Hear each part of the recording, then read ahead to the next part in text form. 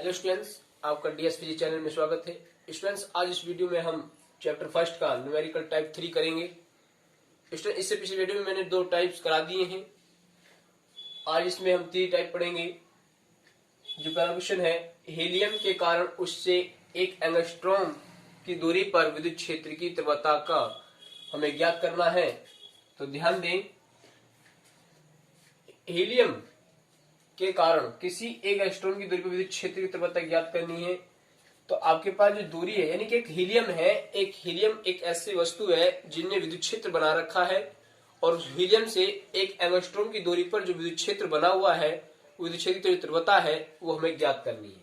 तो ध्यान देंगे, जो दूरी होती है वो आर से लिखी जाती है। आर बराबर 1 एंगस्ट्रॉम है। आर बराबर 1 एंगस्ट्रॉम है। एंगस्ट्रॉम को हमेशा ऐसा ही मात्रक में, यानी कि उसके जो मानक मात्रक होता है दूरी का, मीटर, उसको हमें चेंज करना होता है। तो इसको मीटर में चेंज करेंगे तो आर बराबर 1 एंगस्ट्रॉम का मतलब होता है 10 की घात -10 से अगर गुणा कर दी जाए तो वो क्या में जाएगा, मीटर में जाएगा। उसके बाद हीलियम है। अब हीलियम पर आवेश कितना होता है, तो ध्यान रखेंगे, हीलियम पर आवेश प्रोटॉन का दुगना होता है। जितना प्रोटॉन पर आवेश होता है, प्रोटॉन पर आवेश होता है E बराबर 1.6 गुणा 10 की घात -19 कूलम, और हीलियम पर इसका दुगना होता है। तो दुगने का मतलब हो गया 2E, यानी कि 3.2 गुणा 10 की घात -19 कूलम। मैंने 2 से इसमें गुणा कर दी तो हमारे पास ये हो गया। ध्यान रखेंगे, हीलियम पर जो आवेश होता है वो 3.2 गुणा 10 की घात -19 कूलम होता है। तो यहाँ पर विद्युत क्षेत्र की तीव्रता निकालनी है। किसी एक बिंदु आवेश के कारण किसी बिंदु पर विद्युत क्षेत्र की तीव्रता निकालने का जो फॉर्मूला होता है वो होता है E बराबर 1/4 पाई एप्सिलॉन नॉट Q बटे R की घात 2। यहाँ पर K होता है, ये वायु में है, तो इसीलिए हमारे पास K बराबर कितना जाएगा, 1। तो जब यहाँ पे 1 रखेंगे तो यहाँ पे खत्म हो जाएगा। अब यहाँ से इनकी वैल्यू रख दीजिए। E बराबर 1/4 एप्सिलॉन नॉट का मान होता है 9 गुणा 10 की घात 9 गुणा Q का मान आपके पास आया, आवेश कितना है 3.2 गुणा 10 की घात -19 कूलम, बटे में बचा R का मान है 1 गुणा 10 की घात -10, यानी कि 1 गुणा 10 की घात -10 इसकी घात 2। R पर घात 2 है तो उसका मान भी 2 हो जाएगा। उसके बाद ध्यान देंगे, आपके पास E बराबर, इसको आप कर लें, इसके से गुणा करें, 9 दूनी 18 और 9 तिया 27, 1 हासिल है हमारे पास, तो ये हो गया 28 और 1 के बाद दशमलव लग जाएगा। और घात कितनी बची ऊपर, गुणा में घातें जुड़ती हैं, यदि आधार एक जैसा हो तो 10 पर आधार। यहाँ पे ध्यान देंगे, यहाँ 9 घात है, यहाँ पर -19 है, ये प्लस की है, ये माइनस की है, प्लस माइनस हमेशा घटता है।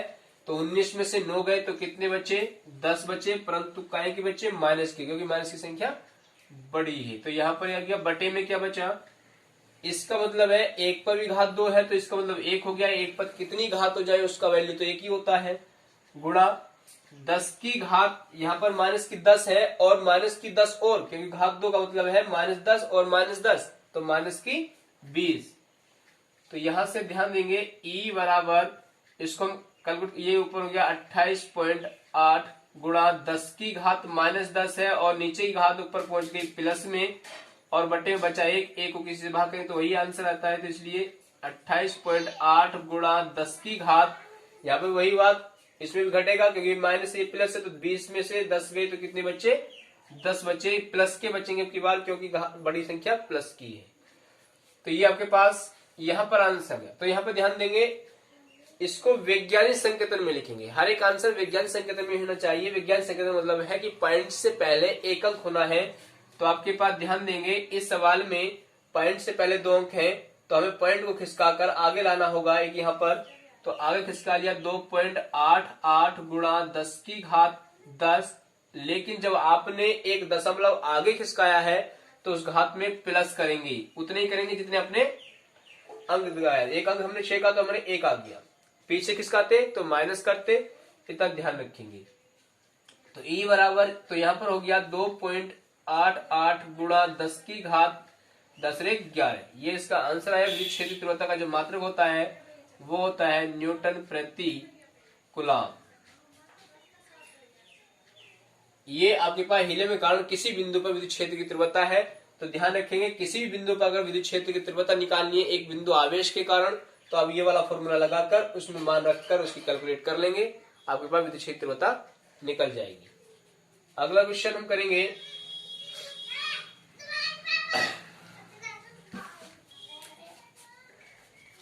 तो अगला क्वेश्चन हम इसका टाइप का है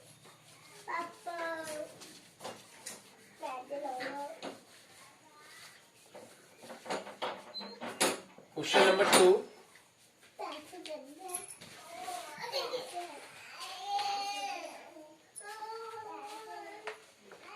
एक इलेक्ट्रॉन तथा एक प्रोटॉन के बीच की दूरी 0.53 एंगस्ट्रॉम है। इस निकाय का वैद्युत द्विध्रुव आघूर्ण ज्ञात कीजिए।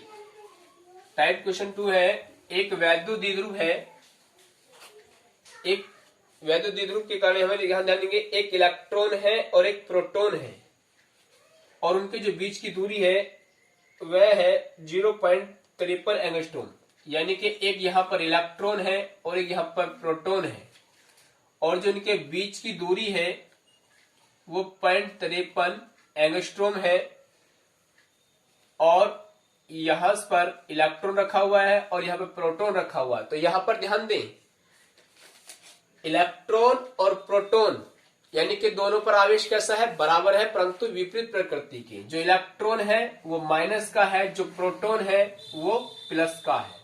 प्रोटॉन पर प्लस का आवेश होता है, लेकिन वैल्यू दोनों की बराबर होती है, माइनस प्लस होता है।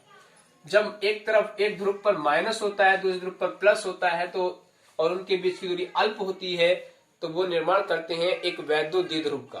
तो यहाँ पर ध्यान दें, तो ये क्या बन गया, एक वैद्युत द्विध्रुव बन गया, और वैद्युत द्विध्रुव के जो बीच की दूरी होती है उसे लिखते हैं हम 12 से। तो सवाल में एक बार फिर रिपीट करा रहा हूं, सवाल है एक इलेक्ट्रॉन एक प्रोटॉन के बीच की दूरी 0.53 एंगस्ट्रॉम है, तो उनके कारण वैद्युत द्विध्रुव आघूर्ण ज्ञात कीजिए।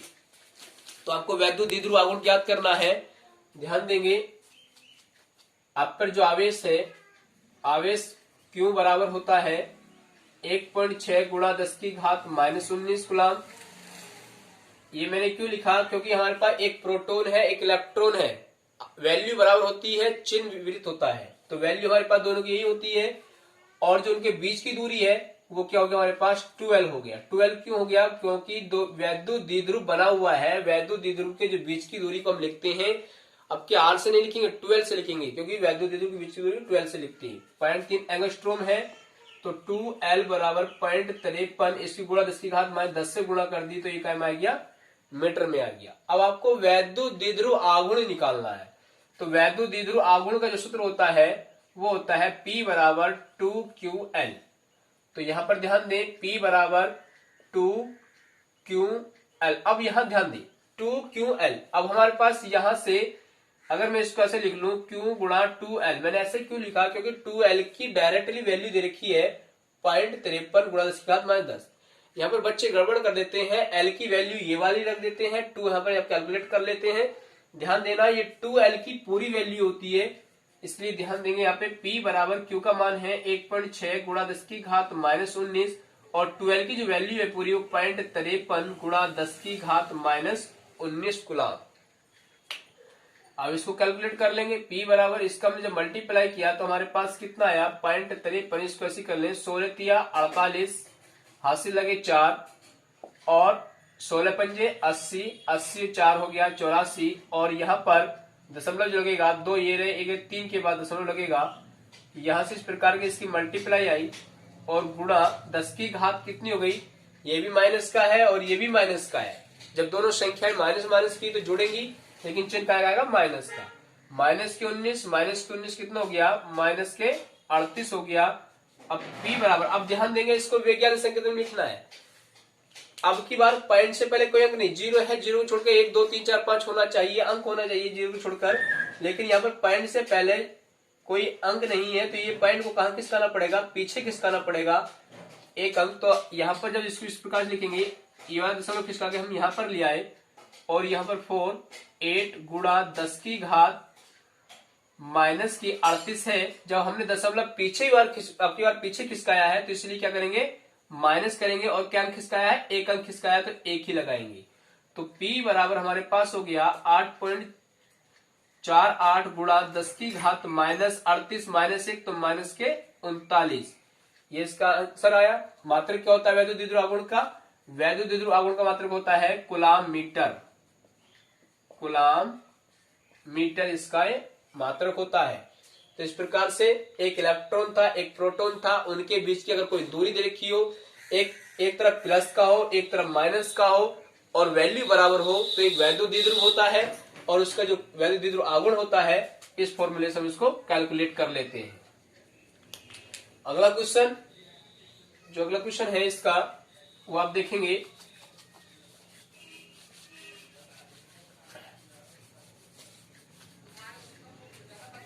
Question number 3।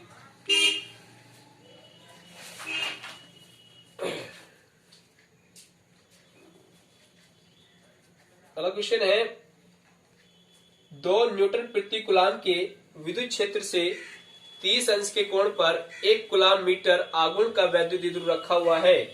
यानी कि ध्यान दें, एक वैद्युत क्षेत्र है जो आपके पास, वैद्युत क्षेत्र को हम कहां से लिखते हैं, हमेशा ध्यान रखना वैद्युत क्षेत्र को।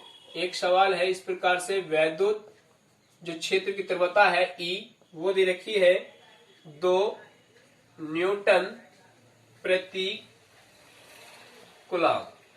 एक विद्युत क्षेत्र है जिसका मान 2 न्यूटन प्रति कूलाम है, और क्षेत्र से 30 अंश के कोण पर 1 कूलाम मीटर आघूर्ण का वैद्युत द्विध्रुव रखा हुआ है। यानी कि वैद्युत द्विध्रुव जो आघूर्ण है, इस प्रकार से वैद्युत द्विध्रुव आघूर्ण, इसको हम P से लिखते हैं। इसकी जो वैल्यू दे रखी है वो 1 कूलाम मीटर,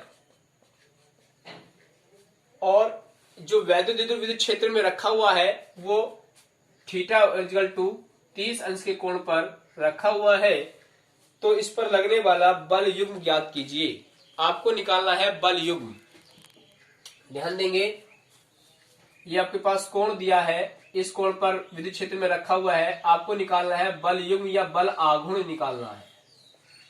बल आघूर्ण को मैंने टो से लिखाया है, ये आपको ज्ञात करना है।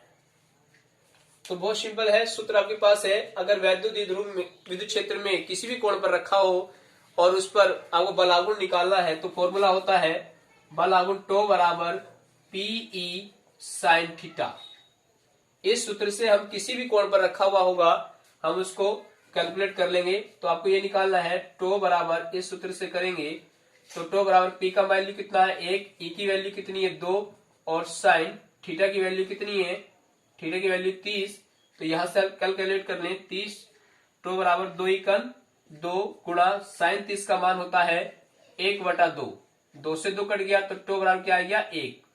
बल आघूर्ण, तो इसका मात्रक क्या होता है, इसका मात्रक ध्यान रखेंगे, इसका मात्रक यहीं से निकल जाएगा। P का मात्रक हमारे पास क्या था, P का मात्रक हमारे पास था कूलाम मीटर, और जो E है इसका मात्रक होता है न्यूटन प्रति कूलाम। तो यहां से कूलाम से कूलाम कट गया तो मीटर कूलाम, तो इसका मात्रक याद रखेंगे क्या होता है, इसका मात्रक होता है न्यूटन मीटर, न्यूटन मीटर। तो ये 3 टाइप के इसमें मैंने क्वेश्चंस कराए। उम्मीद करता हूं आपको अच्छी तरह समझ में आए होंगे। और आपसे एक रिक्वेस्ट है, जिसने मेरा अभी तक चैनल सब्सक्राइब नहीं किया है तो प्लीज मेरे चैनल को सब्सक्राइब कर लें। और अगली वीडियो में मैं एनसीईआरटी क्वेश्चंस लेकर आऊंगा, जो अपने आप में बहुत इंपॉर्टेंट हैं। तब तक के लिए धन्यवाद।